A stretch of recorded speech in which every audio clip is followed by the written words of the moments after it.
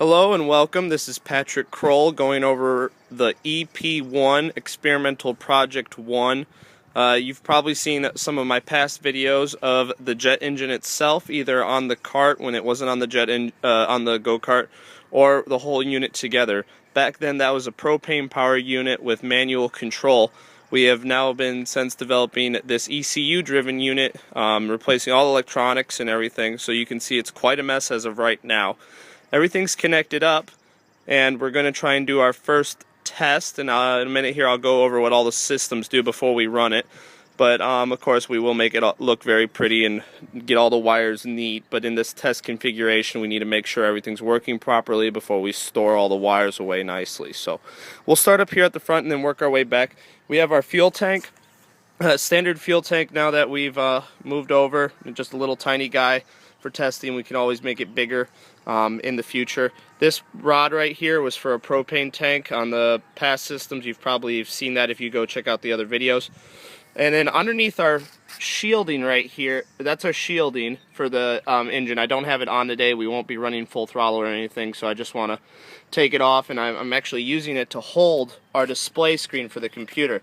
This is a 7-inch LCD touch screen that feeds back into the Raspberry Pi, which is our main ECU for this whole system. It has everything that it controls all the subsystems. It has all the software written in Python and Java that control all the systems here on the jet engine. You can see it breaks out to the board, which then goes into this black wire. We'll come back to this black box here in a second, but it goes into this black wire, which is VGA, just the same thing as your monitor, which then goes into what we call the step-up box. Okay, sorry for the cut there. Had to clear my throat out. Been getting over a cold, but coming back here, we had the blue VGA cable that's coming out from the breakout on the Raspberry Pi that carries the signals to control this box right here. This is our step-up box that controls all the voltages and where the main power goes on the jet engine. So we'll remove the cap off this so you can take a look inside. We have, sorry for the glare, but we have one big power relay right there. Right now that's controlling the fuel system and oil system. They're both on the same circuit because you'll never have one on without the other. So, and then going down in here, you look a little bit more. There's some little blue relays right there. Those are stepping up the signal voltage from the Raspberry Pi to a 12-volt source that controls everything else. So one controls the blower that starts up the engine. One controls the power relay for the pumps, the oil pump and fuel pump. Another one controls the ignition what is that called? Trans something. NPT. That's what it is. So it controls that, which fires off the ignition coil, and then everything here connects it to the Raspberry Pi. You can see we have the signal wires coming out of here. Those plug in an order to that black terminal right there, which goes onto the board and gets everything else. So there's three voltage lines on here. There's a 3.3, a 5 volt, and a 12 volt. And I said we come back over here, and that's basically what that box does. It diverges all the 12 volt, 3.3, and 5 volt to keep everything separate from one another so we don't get any backlash into the Raspberry Pi. Coming back over here to this black box, you can see we have our pyrometer, monitor our engine temp. That also is logged into the Raspberry Pi. And then coming into here we have the 5 volt voltage regulator. Right now I'm currently running the Raspberry Pi off. It's a normal standard wall USB power supply, just for testing. But it's all ready to go, wired up, ready to go. We just got connected up and then put a ground over. So that's there, and I know that works. I've tested it out, so not worried about doing that on the final cleanup when we get everything stored away. Going over the rest of the engine, steering wheel, we have our throttle over there, which is modified ball valve. We have just normal battery. This is our positive, it controls everything obviously. Then we have our ground from the frame. Coming back over here, you can see the jet engine itself. We have the intake off of it. You can see the inducer blades in there. We have the oil system over here. This is actually a a bypass valve that feeds back into the tank, and that's how we control the fuel pressure. And that spring is set so that's 30 psi. So that way, no matter how hot the oil gets or how cold the oil is, we always are at 30 psi, which the bearings are very happy with. So, and that also allows the bearings to spin under very low friction instead of running at 80 psi or somewhere around there where you would have even more resistance on the shaft. So, and then we have pressure gauge. We have a pressure switch, which the ECU monitors at all times, because the biggest failure you could probably have on this engine would be a drop in oil pressure that would ruin the journals and the impellers and the compressor blades. So that would be very bad. Coming to the back here, you can see the jet pipe. I don't have the afterburner on it right now. That will be on the jet engine. If you noticed in the blue box, there's 4 the blue relays. One of them is going to power another power relay that's going to control this solenoid right there, and that will do the fuel for the afterburner. So we have our O2 sensor right there that goes in and is logged by the ECU to monitor fuel flow and everything like that. Coming down, we have the combustor. We have the combustor, the fuel solenoid on the right there with the little valve is the far right. That's our flooded drain port. So, you know, if we ever have a problem, we can always drain the engine safely. One on the left there with the ball valve with the handle missing, that's to blow out the injector when I store it. I hook up an air line to the bottom of that and then pop it open real quick, and that cleans out the injector so the injector doesn't get gunked up. If I use diesel or anything else, it tends to gunk up the injector, so we like to keep those nice and clean. And then right here is the oil tank. Nothing really special about that, just a PVC pipe with the return in it. Main feed comes down to this power steering pump that's powered by AC blower motor out of a truck, I believe. Got that for probably 25 bucks, so that was a good steal. Also got that at Swap Meet, Bloomington Gold. Always go down there for the Corvettes, so got those. That's power. You notice that this belt is actually crossed. Originally when I developed this, I was using an old trolling motor that was mounted right here in this angled area. That died, and this was set up for that kind of rotation. So the way this DC motor works, I don't know if you can see it down there, there's the power for it. I could obviously flow the power the other direction, but then I would have to open up the motor and, you know, do it properly, and I don't want to risk in breaking the board or anything in there. So what I did was simple enough: move out a new bracket to mount it up, and then just twist the pulley belt. It works great, no problem at all. Coming down here also, now look at the throttle cable.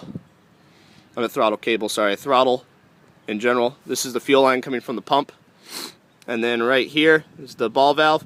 Flow comes down through here. This is the pressure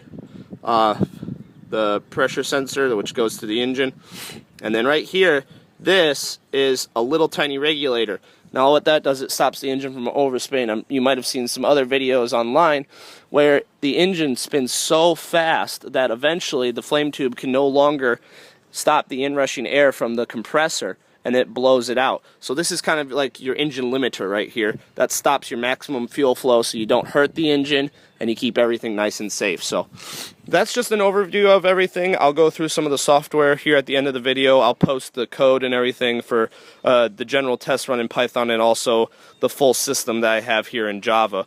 So we'll give it a little test run, probably not too long, maybe a minute of running, but I just want to get it up and running here. And then eventually, within the next coming weeks, get everything buttoned up and finished. It's been a wonderful project. I've actually been doing this project for a class of mine at Purdue University. It's a AI class, and it's been a very, very fun time. I've had to develop a lot of hardware systems. I'm a CIT major, so I don't really normally deal with hardware too much. I'm more on the software side. So writing the software is the easiest bit, learning how to get all these transistors and relays and the different boards and everything and voltage lines to work together was not a headache, but it was definitely an experience, and it was a lot of fun. So we'll go ahead and get this thing up and running, give it a good test run of a minute or so, and then shut it down, and I'll go over, like I said, a little bit of the software background. I'll give you guys a shot of the screen as we're running here too. This is a touchscreen, as I mentioned before, but we have to. I don't actually have the drivers installed quite yet, so you'll see I'll have the I'll have a keyboard plugged into the Raspberry Pi here. But let me get the rest of this thing set up, and then we'll cut to the startup of the engine.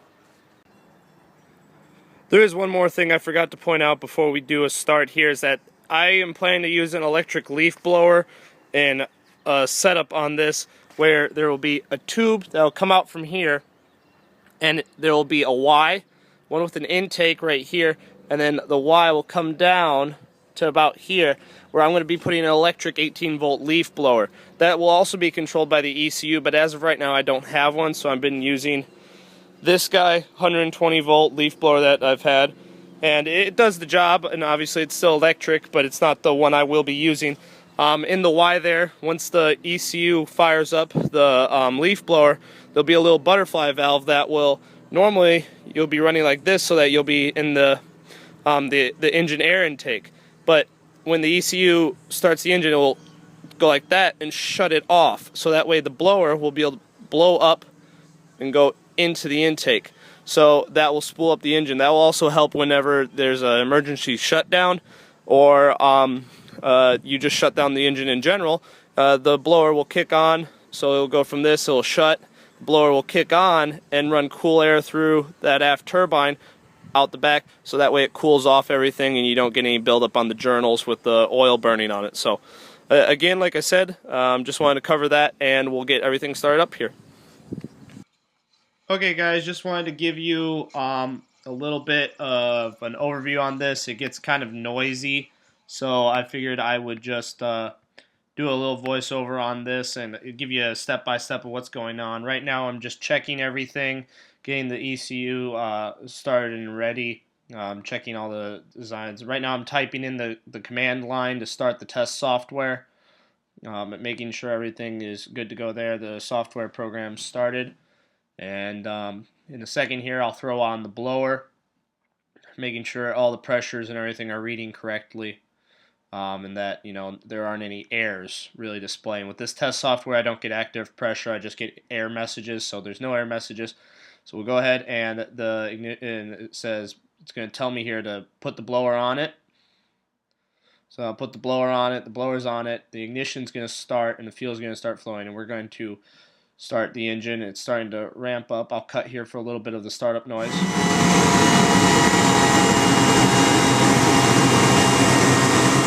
Now the engine's running. It's still spooling up, but the ignition is off, and basically we're just in blower mode, getting it ready. Holding it, I almost pulled it too far away there. It started to spool back down a little bit, but there. Okay, so basically, yeah, you have to leave the leaf blower on there till you hit a certain PSI, then you can take it off, and then the blower system, the ECU tells you can take the blower away. So right now I'm just messing around with the throttle a little bit. I realized that I forgot my velocity stack. The velocity stack helps with laminar airflow into the inducer, and that helps with achieving efficiency, really, maybe a little bit more power out of it, but it's more of an efficiency standpoint, so I put that on there. That's good. Just doing our basic check that left it, since I left it, making sure there aren't any errors. And then I give it a little play with the throttle here to see what it does. I wasn't planning on doing it, but I give a little throttle, and we'll do a little bit of a throttle noise right now.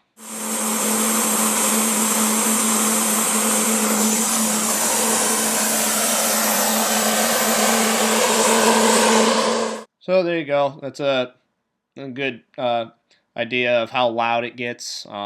You do need ear protection, but I wasn't going full throttle on this, so I figured not to wear any. Plus, I couldn't find the headphones, so we're gonna go ahead and shut the engine down.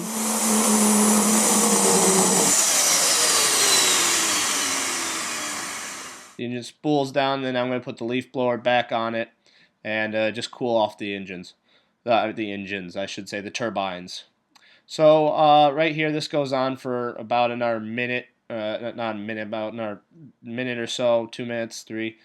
Just letting the engine cool down and make sure everything's nice and cool. So I'm just going to save you the pain of watching me stand there and cool down the engine, and we'll cut to the next scene. Okay guys, sitting here in the cockpit of the jet engine, and I wanted to show you the operation of the ECU on the screen. But it's so bright out right now. It's a beautiful day, but it's so bright out. Here's the keyboard that I've been using. It's so bright out you can't really see the display. Let me zoom in here a little bit, and you might be able to see some of the text that's on there. Right now it's just a Python running script. Might be too close, but yeah, it's you can kind of see a little bit of the text. It's looking pretty crappy from my point of view, even on the screen here. So I'll take this system out and do a bench test in the shade back inside the house so that you guys can see the script run, and that way you can see exactly what the ECU is printing out to me on the test software that I'm using right now. Exactly what the ECU is printing out to me as everything starts up and runs. So yeah, we'll cut to that now.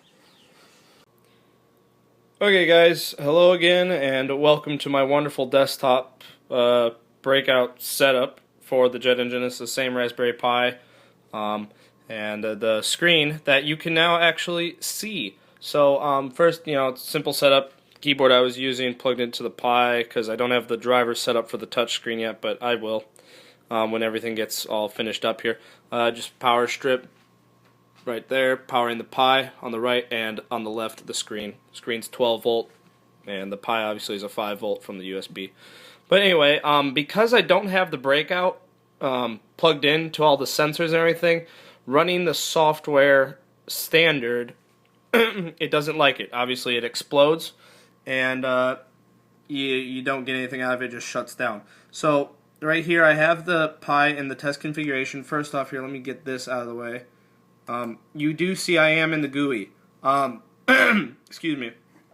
I have it to automatically start up in there because eventually I will be running Java, and the Java application, that will control everything via a touch screen. Nice, really nice interface. And then I plan to also have so you can interface files, so like different engine maps, things along that nature. But as of right now, it's just automatically on the GUI, and then obviously I just have the shortcut on the screen, and I'd click it to start up the engine. It'll start up the software that will run the engine. So for right now though, we're going to just use the command line.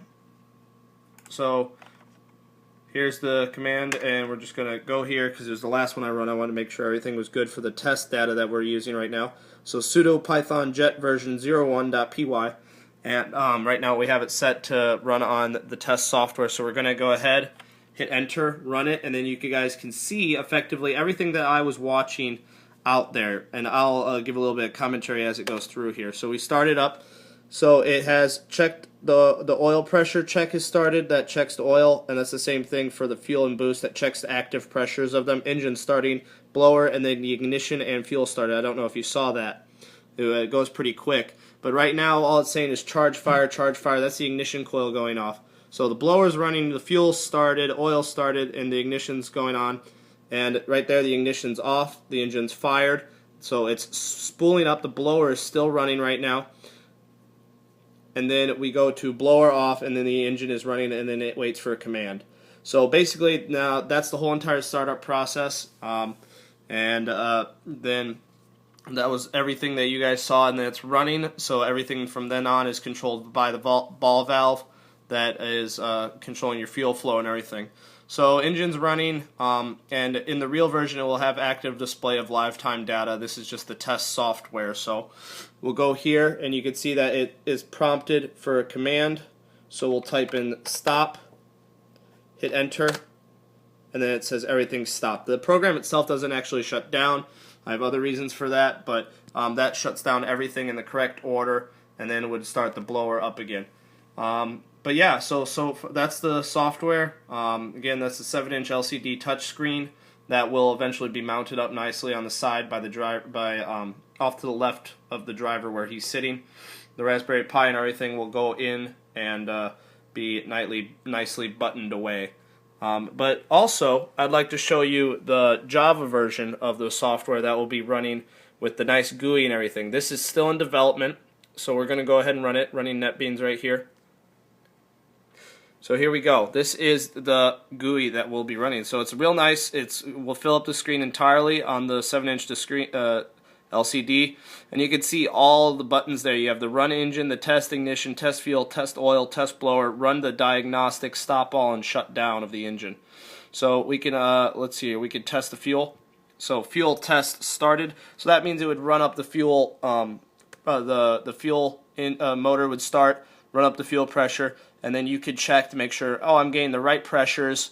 The engine, this would be reading out pressures if it was hooked up. But again, this is still in development. This will be the final version, the final software that goes on the Raspberry Pi once we get everything together. So then we can just stop all, and then all stop there, and all the buttons come back. So, and we'll get. This is still being put together, as I said, but it's coming along easily. It's not a problem. I've already done interfacing with all the GPIO pins and the LCD touchscreen, getting all that to work on it. Right now, it's just getting the fine bugs tuned out in the software to make sure everything runs safely. And it's a heck of a lot more complex than the simple Python file I'm running here. This basically just turns things on and monitors basic engine statistics. So fuel pressure, oil pressure, boost pressure, and that kind of stuff. It's not doing any active changing or mapping on the engine. This will be doing changes on the engine, monitoring the fuel flow rate and things like that, and logging all that data, and then displaying it. And then it will also save it to an engine run file. Excuse me. So every time you start the engine and then stop it, all that data is compiled and saved into a file that you can then access later. This will be very helpful if there's a failure of any sort. So, but overall, that's it. I thank you guys very much for watching. It's been a long project for me, and I've enjoyed it very much. A lot of hard work, a lot of hours. I can't imagine how many hours. I mean, I've been spending 6 to 7 hours in the lab for the last 3 weeks on this project, and then in my sleep effectively. So, but it's been a lot of fun, and I hope you guys enjoyed it. If you have any questions on any of the systems whatsoever, feel free to leave a comment or message me. I will be happy to help out in any way I possibly can.